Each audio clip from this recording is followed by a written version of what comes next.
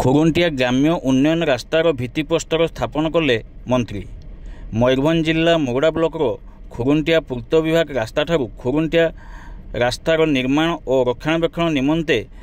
ମୁଖ୍ୟମନ୍ତ୍ରୀ ସଡ଼କ ଯୋଜନାରେ ଗ୍ରାମ୍ୟ ଉନ୍ନୟନ ବିଭାଗ ପକ୍ଷରୁ ହେବାକୁ ଥିବା କାର୍ଯ୍ୟର ଭିତ୍ତିପ୍ରସ୍ତର ଓ ଭୂମି ପୂଜାର ଶୁଭ ଉଦ୍ଘାଟନ କଲେ ମୋଗଡ଼ା ବିଧାୟକ ତଥା ନଗର ଉନ୍ନୟନ ମନ୍ତ୍ରୀ ଡକ୍ଟର କୃଷ୍ଣଚନ୍ଦ୍ର ମହାପାତ୍ର। ତେବେ ଉକ୍ତ କାର୍ଯ୍ୟର ଅଟକଳ ମୂଲ୍ୟ 655.13 ଲକ୍ଷ ଥିବାବେଳେ 4 କିଲୋମିଟର ଲମ୍ବା ରାସ୍ତା ହେବ ବୋଲି ଜଣାପଡ଼ିଛି। ଉଦ୍ଘାଟନୀ କାର୍ଯ୍ୟକ୍ରମରେ ଏକ ବୈଠକ ଅନୁଷ୍ଠିତ ହୋଇଥିଲା। ଏଥିରେ ଶ୍ରୀ ମହାପାତ୍ର ସହିତ ପୂର୍ବତନ ବିଧାୟକ କାନ୍ଦ୍ରା ସୋରେନ, ବ୍ଲକ ଅଧ୍ୟକ୍ଷ ପୀଥନାଥ ସୋରେନ, ପଳାଶମୁଣ୍ଡଳି ସରପଞ୍ଚ ନାଲମୋହନ ସିଂ, ଜିଲ୍ଲା ପରିଷଦ ସଦସ୍ୟା ମୀନାକ୍ଷୀ ସୋରେନ, ବିଜେପି ବରିଷ୍ଠ ନେତା ପରେଶ ମହାନ୍ତ, ପ୍ରଦୀପ ମହାନ୍ତି ମଞ୍ଚାସୀନ ଥିବାବେଳେ ଗ୍ରାମ୍ୟ ଉନ୍ନୟନ ବିଭାଗର ଏସଡିଓ ପ୍ରମୋଦ କୁମାର ଜେନା, କନିଷ୍ଠ ଯନ୍ତ୍ରୀ ଦୀପ୍ତି ଲେଙ୍କା ସହିତ ଅଞ୍ଚଳବାସୀ ଉପସ୍ଥିତ ଥିବା ଦେଖିବାକୁ ମିଳିଥିଲା।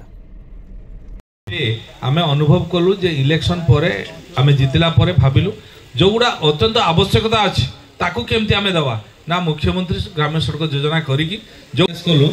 से गाँ को गले तो दुख आस जीवो भी माटी खंडे पड़ेनी 6000 अधिक लोक से गाँ रे बसे से गाँ को जाई ही नहीं से चांदुआ लाइन आड़े जंगल आड़े मिस